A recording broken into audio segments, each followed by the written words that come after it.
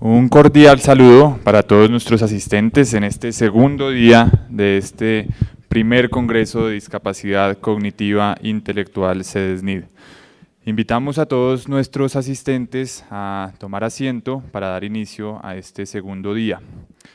Les recordamos apagar sus teléfonos celulares y les recordamos también seguirnos en nuestras redes sociales, en Twitter @CEDESNID, en Facebook CEDESNID. Bien, empezamos este segundo día después de ese provechoso primer día que tuvimos ayer con importantes conferencistas y hoy pues seguiremos con la misma dinámica, la misma energía y generando mucho conocimiento. Hoy tenemos para iniciar la mañana al doctor Santiago Rodríguez León, quien nos hablará sobre diagnóstico diferencial entre discapacidad cognitiva y autismo. El doctor Santiago Rodríguez León es médico y cirujano de la Pontificia Universidad Javeriana, psiquiatra general y psiquiatra infantil y de adolescentes del Montefiore Medical Center en el Albert Einstein College of Medicine de Nueva York, profesor académico de psiquiatría en la Facultad de Medicina de la Universidad de los Andes.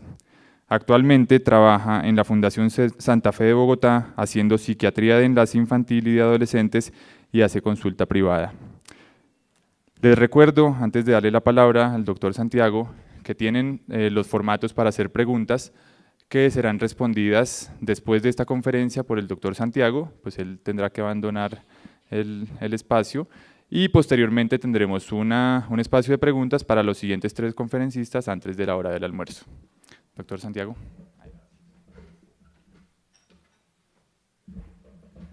Gracias y muy buenos días. Me concierne hablarles entonces y voy a tratar de pasar por algunos temas un poquito más rápido para darle más importancia a la parte fundamental de mi conferencia.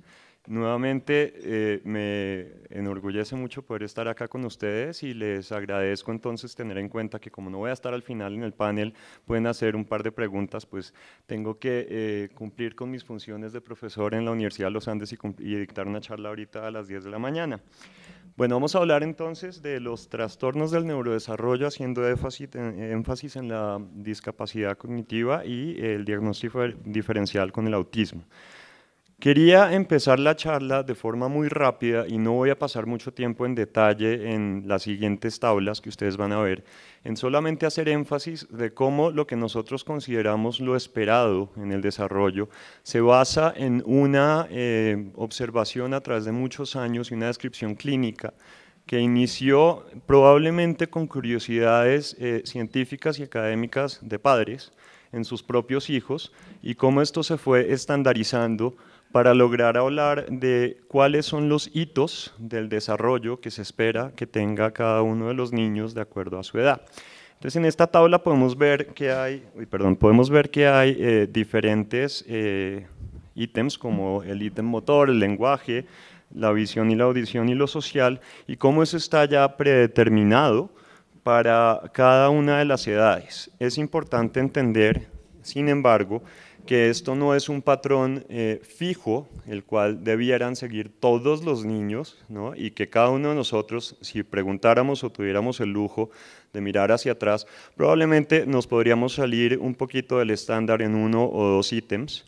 Quiero también hacer un poco de énfasis en cómo cada una de las cosas que logramos hacer con el cuerpo, con nuestro lenguaje, con la visión y la audición, con cada uno de nuestros sentidos, obviamente va a tener finalmente un componente social importante y cómo la parte del cerebro es una parte en la que hay un desarrollo neuronal que es constante, que es lineal y cada uno de nosotros tenemos un desarrollo de acuerdo al tiempo y de acuerdo a nuestras características personales. Con esto simplemente quiero dejarles la idea que cada persona tiene un potencial y que uno no puede hacer diagnósticos puntuales basados en lo que está pasando en un momento del tiempo, sino lo más importante es la observación a través del tiempo, así como que cada cerebro tiene una capacidad plástica de desarrollo. Cuando nosotros hablamos de la plasticidad neuronal estamos refiriéndonos más a la capacidad del cerebro de aprender y de adaptarse obviamente basado en la capacidad de cada uno, en las interacciones, en las estimulaciones que se le brinden y en los problemas que pueda uno tener o desarrollar a través del crecimiento. Entonces, hablando ya de los trastornos del neurodesarrollo específicamente, como sabemos, es un grupo de condiciones que inician el periodo del desarrollo. Inicialmente uno ve que la manifestación es muy temprana, generalmente se ve antes de que el niño entre a la escuela primaria y producen dificultades en funcionamientos tanto personal, social, académico o laboral. La gama varía mucho y es desde limitaciones muy específicas del aprendizaje o control de funciones ejecutivas hasta deficiencias globales de habilidades sociales o de la inteligencia. Hay muchos trastornos, es interesante ver cómo estos trastornos tienden a coocurrir. Ocurre un trastorno con otro al tiempo, es muy complicado realmente discernir un trastorno de otro y realmente la meta no es obtener un diagnóstico único, porque los seres humanos somos multifactoriales. Entonces, la idea es que nosotros tenemos un grupo de diagnósticos que se han ido consolidando con el tiempo y con los estudios para tener un lineamiento de cómo se pueden tratar y qué tipo de intervenciones hay que hacer. Pero sin embargo, como vemos acá, las personas, por ejemplo, con trastorno del espectro autista, muy frecuentemente tienen una discapacidad intelectual, o las personas con déficit de atención e hiperactividad también tienen un trastorno del aprendizaje específico frecuentemente, y la gama de combinaciones es tan grande que realmente es importante mirar cada caso de forma específica y cada caso de forma individual, ¿no? Para algunos trastornos, la presentación clínica incluye síntomas de exceso, así como los déficits y los retrasos en la consecución de los hitos que ya habíamos visto en las tablas anteriores. Un ejemplo, en el trastorno del espectro autista se diagnostica solo con déficits característicos de la comunicación social y acompañado de unos comportamientos que deben ser excesivamente repetitivos, con intereses restringidos y una gran insistencia a la igualdad. Es decir, son personas que no toleran cambios de rutina, que no toleran que haya un horario diferente o un ambiente distinto o que entre una persona nueva a interactuar con ellos. Hay trastornos de la comunicación, en lo que no voy a durar mucho tiempo, pero pueden ser del lenguaje, del habla, de la comunicación social. Comienzan muy temprano y pueden producir alteraciones funcionales en toda la vida. Tenemos los trastornos del aprendizaje. Son trastornos del desarrollo neurológico. Me parece muy importante hacer este énfasis porque lo que estamos hablando acá es de algo que en el cerebro específico de esta persona no se produce por diversas razones y las teorías son varias y el caso de la charla no es hablar del por qué, sino del cómo se maneja. Se produce una alteración en el desarrollo, pero la forma fácil de entenderla es, nosotros nacemos con una predeterminación de nuestro sistema, como quien dice, de nuestro software para funcionar y para que se vaya desarrollando. Es como si en algunos casos hubiese o un enlentecimiento o un problema que impide que esa migración neuronal se dé de la forma que se daría en todas las demás personas y entonces se empiezan a ver los déficits específicos. Generalmente en los trastornos de aprendizaje esto aparece durante los años de la educación formal y se ve que las habilidades académicas específicas están debajo de lo normal, sin embargo no se afectan muchas otras áreas. Está el famoso trastorno por déficit de atención e hiperactividad, que también es un trastorno del neurodesarrollo. Me parece importante hacer énfasis en que a pesar de que es muy claro que uno de los tratamientos claves en este tipo de trastorno es la parte farmacológica, o sea, la psicofarmacología, pues también hay que hacer una gran intervención desde el punto de vista conductual y hay que mirar cada caso, y esto lo digo en general, de forma integral. Entonces uno no se puede casar solamente con un tipo de terapia, no puede hablar solamente de intervenciones farmacológicas, no puede hablar solamente de un tipo de psicoterapia específico, sino que para todo este tipo de trastornos realmente es ideal que exista un equipo transdisciplinario. Y cuando digo transdisciplinario me refiero a toda una gama de especialidades en las que debe haber una comunicación directa de cada uno de los especialistas, que a veces es ideal que haya un líder que lidere a todo este grupo, pero que no quiere decir eso que haya una jerarquía en el grupo, sino que es importante que se comuniquen claramente y puedan suplir cada una de las necesidades de los pacientes. Tenemos trastornos motores del desarrollo neurológico, que incluyen problemas de coordinación, de movimientos estereotipados y de tics, y en esos temas, que son muy interesantes, nos podríamos quedar una charla completa. Y ya hablando un poco más en detalle, vamos a hablar de la discapacidad intelectual, o lo que se conoce ahora como el trastorno del desarrollo intelectual. Los términos han cambiado mucho a través de los últimos años. Había una cantidad de clasificaciones y formas distintas de referirse a este problema. A mí me parece que tal vez este diagnóstico hace uno de los, pone a los términos en una forma muy respetuosa y de una forma muy acorde a lo que está pasando. Es un término inclusivo cuando uno habla de la discapacidad intelectual para describir el déficit en el funcionamiento en los trastornos globales, lo que se conocía, por ejemplo, como retraso mental, pero también hay que tener en cuenta que no siempre se utilizan estos términos de la forma más adecuada. Menos frecuentemente se utiliza para describir déficits específicos en las capacidades cognitivas, por ejemplo, ciertas discapacidades de aprendizaje como la dislexia, y no hay que olvidar que términos como los problemas de aprendizaje se utilizan para describir déficits específicos en los procesos que pueden tener poco que ver con el funcionamiento cognitivo general. La discapacidad intelectual, entonces, o el trastorno del desarrollo intelectual se caracteriza por un déficit en habilidades mentales generales, tales como el razonamiento, la resolución de problemas, planificación, pensamiento abstracto, el juicio, el aprendizaje académico y la capacidad de aprender de la experiencia. Generalmente también podemos ver otro tipo de diagnósticos como el trastorno del funcionamiento adaptativo, en el que la persona no cumple las normas de autonomía personal y responsabilidad social en uno o más de los aspectos de la vida diaria, incluyendo estos ítems que ustedes ven acá. Hablamos de retraso global del desarrollo, que es un diagnóstico que se le hace a una persona cuando no cumple los hitos de desarrollo esperados en varias áreas del funcionamiento intelectual, y se utiliza para las personas que no pueden someterse a evaluaciones sistemáticas de funcionamiento intelectual, incluyendo los niños, que pueden ser demasiado jóvenes para participar en pruebas estandarizadas. La discapacidad intelectual puede ser consecuencia también de una injuria o una lesión adquirida durante el periodo del desarrollo, como decía, por ejemplo, una lesión grave en la cabeza, en cuyo caso también se puede diagnosticar un trastorno neurocognitivo. Ahora, les estaba hablando un poco de los cambios que se han dado en la forma de diagnosticar y de clasificar esto, y vamos a hablar un poquito del DSM-5, que es el manual que utilizamos los profesionales de la salud en el área de salud mental para clasificar todos los tipos de trastorno, condiciones o enfermedades mentales.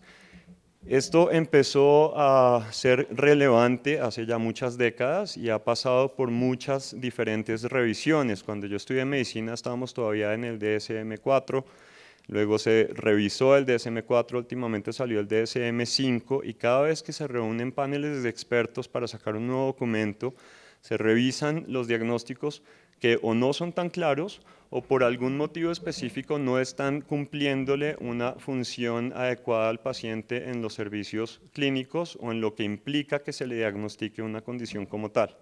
Nuevamente quiero hacer una importante aclaración, y el hecho de que esto exista es fundamental para que todos los profesionales podamos comunicarnos y entendernos. Es la forma de hablar un mismo lenguaje y un mismo idioma. Sin embargo, obviamente es muy difícil y en muchos casos, especialmente en los temas que nos conciernen, es casi imposible realmente hacer un diagnóstico definitivo, único o primario, ¿de acuerdo? Hay una cantidad de sentimientos encontrados y hay muchas controversias, pero yo principalmente esto lo veo como una herramienta muy importante de comunicación y como un punto de partida para buscar un tratamiento o un tipo de intervención de acuerdo a cada caso. Hablando específicamente de la discapacidad intelectual, entonces ahora hay una escala que se divide en 3 dominios y se basa de acuerdo a la severidad. Recordemos que anteriormente hablábamos de una clasificación basada en el coeficiente intelectual, y entonces uno se aprendía exactamente los rangos de tal a tal, estamos hablando de retraso mental moderado, leve, profundo, ¿no? Ahora ya no estamos hablando específicamente de este tipo de intervenciones solamente con coeficiente intelectual, pero sin embargo no se descarta y no quiere decir que por lo que ahora no aparece dentro de la clasificación no se use. Sí se usa y sí es importante, pero no es el único criterio. Entonces hay tres dominios. Está el dominio conceptual, que incluye habilidades en el lenguaje, en la lectura, en la escritura, matemática, razonamiento, conocimiento y memoria. Está el dominio social, que se refiere a la empatía, la capacidad de ponerse en los zapatos de otra persona. El juicio social, las habilidades de comunicación interpersonal, la capacidad de tomar y conservar amistades y capacidades similares. Y está el dominio práctico, que se centra en la autogestión en tareas tales como el cuidado personal, el trabajo, las tareas, las responsabilidades, el manejo del dinero, la recreación y la organización de estudio del trabajo. No quiero pasar tiempo mirando cada uno de los ítems de esta escala y ustedes por favor me van a disculpar, no tuve la intención de traducirla, pero esto es como se ve más o menos. Entonces esto es originalmente sacado del DSM-5 y lo que vemos acá es en el ejemplo la severidad está en la primera columna, luego está el dominio conceptual, el social y el práctico, y como ustedes ven ahí no hay números, no hay realmente escalas, sino hay descripciones clínicas. A mí me parece que esto puede ser muy interesante y más beneficioso en el momento del diagnóstico porque nos da una idea más integral de cómo funciona cada persona, no solamente poniéndonos números y valores. Entonces acá tenemos lo moderado, lo severo y lo profundo. Cambiando de tema ya y hablando del espectro autista, vamos a referirnos entonces a este como... el espectro realmente, bueno, me voy a volver un poquito. Yo quiero hacer, digamos, una aclaración en cuanto a la imagen que ustedes ven ahí. La razón por la que escogí un abanico de diferentes colores es porque realmente en el espectro autista uno habla de un espectro. O sea, tenemos casos que van desde lo más leve y de lo más, digamos, funcional posible hasta casos muy severos y muy difíciles de manejar. Es muy complicado meter personas con diagnóstico que están en el espectro autista dentro de una misma maleta, no sé, o sea, realmente cada caso, y en esto sí es muy importante entenderlo, es absolutamente individual. Este es uno de los casos de diagnóstico en el que yo, por ejemplo, me abstendría de interesarme por el caso de los padres que también tienen un niño autista y mirar qué les sirvió, qué hicieron, porque realmente cada caso es completamente diferente. Eso no es como cuando uno tiene, por ejemplo, les voy a dar otro ejemplo, una enfermedad crónica complicada como una diabetes tipo 1 en un niño o en un adolescente, y entonces uno sabe más o menos que hay un esquema de insulina, que está estudiado, que se han hecho congresos, que esta es la nueva medicación para manejar, bajar el azúcar, que estas son las dietas más indicadas, y que si cualquier persona que hace las cosas según estas recomendaciones, más o menos le va a ir muy bien en su seguimiento, pues uno debería entonces tratar de que se parezcan los manejos, ¿no es cierto? Eso pasa en medicina en muy pocas realmente patologías. Eso no es tan común que sea así de claro y de sencillo, pero en este caso aún menos, ¿no es cierto? Porque no podemos estar hablando de un caso de un autismo, digamos, muy leve, que tenga ciertas características especiales versus algo que está mucho más intrincado en todas las áreas de funcionabilidad. Entonces, vuelvo y hago un énfasis, cada caso es diferente y cada caso debe ser evaluado de forma individual. Puede o no requerir la misma cantidad de profesionales y los mismos profesionales que estén evaluando 2, 3 o 5 niños con un diagnóstico similar, no necesariamente vamos a dar la misma intervención, ya sea psicoterapéutica, psicofarmacológica, de terapia ocupacional, de fonoaudiología, depende de cada caso. Ahora, se caracteriza por déficits persistentes, esto es muy importante en la comunicación e interacción social, a través de múltiples contextos, incluyendo un déficit en la reciprocidad social, comportamientos comunicativos no verbales utilizados para la interacción social, habilidades en el desarrollo, mantenimiento y comprensión de las relaciones. Además, estos déficits, además de los déficits de comunicación social, el diagnóstico del trastorno del espectro autista requiere la presencia de patrones, esto es importantísimo, restringidos y repetitivos de comportamiento, intereses o actividades. Entonces es diferente si yo tengo una preferencia por la película de Cars y todo el tiempo estoy hablando de Cars, pero soy capaz de interesarme por aviones y por Transilvania y por otra cosa, versus un niño que realmente solamente le interesa Buzz Lightyear y todos los muñecos son de Buzz Lightyear y lo único que interesa en la vida es los diferentes tipos de muñecos que tienen Buzz Lightyear y nada diferente a eso le llama la atención. No hay que confundir, sin embargo, esto con que cada niño que tenga una preferencia por un juguete específico, que pueda desarrollar una obsesión, esté dentro del espectro autista. Miren todo lo que hay que hacer, hay que tener déficit en la comunicación y en todos los otros parámetros que estamos hablando. Los síntomas, esto también es muy importante, cambian con el desarrollo. El cerebro de todas las personas, sin importar el tipo de diagnóstico o problema que puedan llegar a tener, también va evolucionando, también va creciendo y también se va desarrollando. Cada persona tiene su tiempo, es como si uno tuviera una especie de reloj interno, entonces cada persona, de acuerdo a las características, va a irse desarrollando de una forma especial e idiosincrática y única, ¿no? Pueden estar enmascarados por mecanismos compensatorios a veces, por lo que se pueden a veces no identificar a tiempo o muy tempranamente, porque no quiero decir a tiempo, ahorita les hablo del tiempo. Y los criterios de diagnóstico deben cumplirse sobre la base de información en la historia clínica. Tal vez esto es uno de los puntos más importantes. La historia es lo que más importa acá.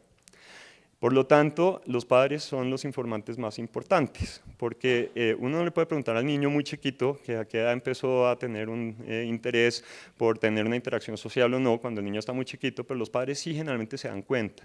Y no hay que ser un padre o una madre experto, o sea, no hay que tener ya 4 hijos, ¿no?, que no han tenido ningún problema del neurodesarrollo para darse cuenta cuando un niño o una niña está presentando características que se desvían de la norma.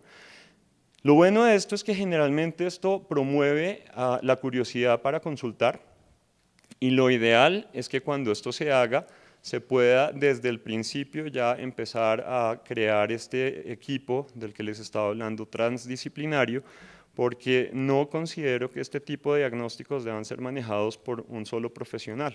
Entonces, acá es donde nuestras especialidades hacen un modelo interesante paralelo a lo que nosotros queremos lograr con los pacientes que tienen trastorno del espectro autista, y es que a través de la comunicación y a través de la empatía con los padres, con la familia y con los demás profesionales, también les vamos a enseñar a la familia, a los pacientes de una forma indirecta o a veces muy directa, el tipo de interacción social necesaria para manejar este tipo de trastornos. La presentación actual, sin embargo, sí debe causar deterioro significativo. Si no causa deterioro, le hace dudar a uno el diagnóstico. Entonces, hay características individuales en el diagnóstico y esas se ven mediante el uso de especificadores. Esos especificadores los ven ustedes acá, entonces cuando hay o no acompañamiento de deterioro intelectual. Entonces, no siempre podemos hablar de autismo como un trastorno que cause deterioro intelectual, pero ya vamos a hablar un poquito del diagnóstico diferencial. Eso quiere decir de cómo es de difícil a veces saber si un niño o una niña tiene autismo o tiene un déficit intelectual o tiene las dos, ¿sí? Otro especificador es con o sin acompañamiento de deterioro del lenguaje estructural. Como sabemos, no todos los niños con autismo tienen trastorno del lenguaje.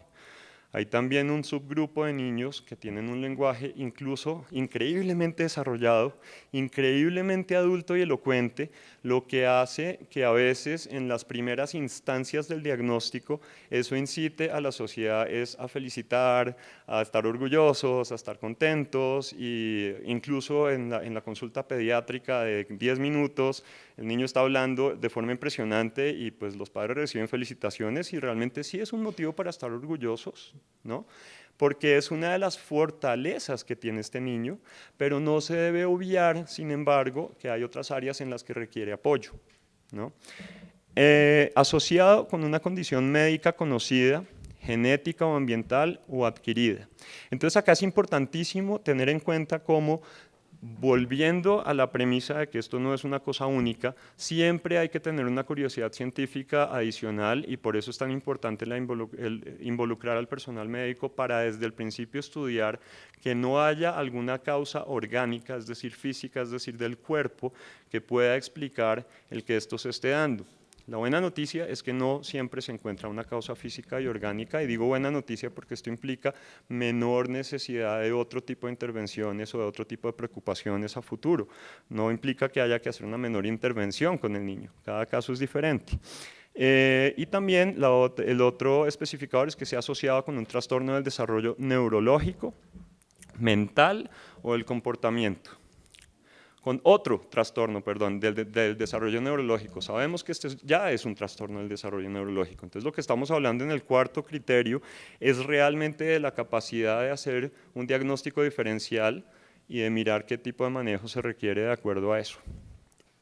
Así como especificadores que describen síntomas autistas. Entonces, ¿qué es importante saber en la historia? Entre muchas cosas, la edad de la primera preocupación de los padres. Miren que no estamos hablando de la primera presentación de síntomas, sino cuando los padres se preocupan con o sin pérdida de habilidades establecidas, porque eso nos ayuda a hacer también diagnósticos diferenciales de otros síndromes neurológicos del neurodesarrollo en el que sí estamos hablando de que se adquieren ciertos hitos y se van perdiendo, que no es lo característico del autismo, o la gravedad de los síntomas. ¿Listo? Estos especificadores nos proporcionan a los clínicos la oportunidad de individualizar el diagnóstico, comunicar una descripción clínica más rica a los individuos afectados. Por ejemplo, muchos individuos previamente diagnosticados con trastorno de Asperger, que es muy común y muy controversial, ahora recibirán un diagnóstico del trastorno de espectro autista sin deterioro intelectual o del lenguaje. Ahora, esto es interesantísimo porque se ha generado una controversia grandísima en el mundo por esto. Dentro de los diagnósticos del espectro autista, tal vez el cuadro de Asperger era uno de los más característicos y diferentes que resaltaban, no solamente por el nivel de funcionalidad, sino por todos los criterios sintomáticos y sindromáticos, y pues dada la clasificación actual, esto se está perdiendo. Sin embargo, yo creo que no hay ningún solo clínico en la salud mental que todavía no identifique cuando una persona presenta un síndrome que parece ser un síndrome de Asperger, y obviamente el manejo cambia. Pero nuevamente, nos podríamos llevar horas hablando de semántica y de cómo vamos a llamar las cosas. Lo importante es qué manejo hay que darles. El manejo no ha cambiado. ¿Sí? Para nada. De pronto el problema más grave para el síndrome de Asperger tiene que ver con la parte legal. Ejemplo, en los Estados Unidos estaban cobijados para recibir ciertas características de tratamiento específicas según el diagnóstico, y pues eso ya no está así como tal. Ahora cabe resaltar que siguen recibiéndolas, pero dentro de la sombrilla grandísima de los espectros autistas. Lo más importante es que el manejo clínico siga siendo el que es, que los equipos sigan comunicándose unos con otros, que se tenga en cuenta cuáles son las fortalezas. O sea, esto no le baja de categoría para nada a los pacientes, sino sencillamente los pone en una clasificación diferente. Bueno, voy a tomar un poquito de agua, con permiso. Para el final de esta conferencia y enfocarme en lo que realmente venimos a hablar, vamos a hablar de diagnósticos diferenciales. Entonces, específicamente entre déficit cognitivo y autismo.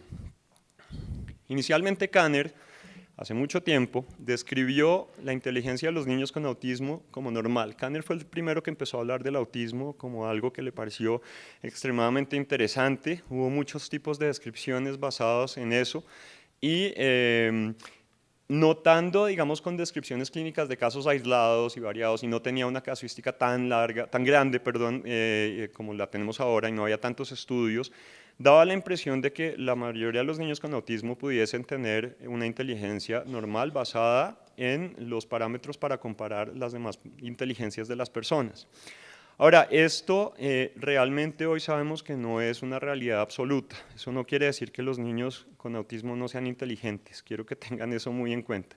Porque cuando hablamos de inteligencia, a uno le suena que si uno no es inteligente, entonces es bobo o tiene problemas serios, y nada que ver. O sea, los niños con autismo tienen muchas inteligencias diferentes y otras que tienen un potencial muy grande para desarrollarse.